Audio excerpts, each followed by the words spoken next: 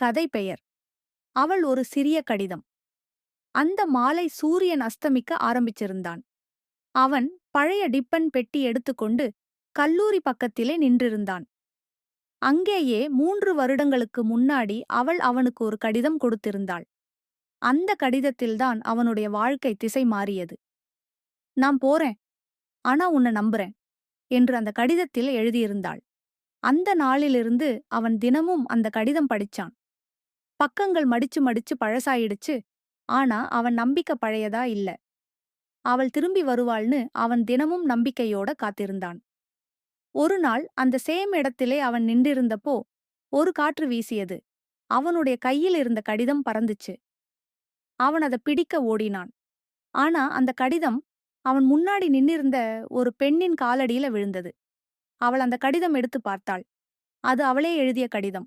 நான் திரும்பி வந்துட்டேன், அவள் மெதுவா சொன்னாள். அவன் சிரிச்சான்.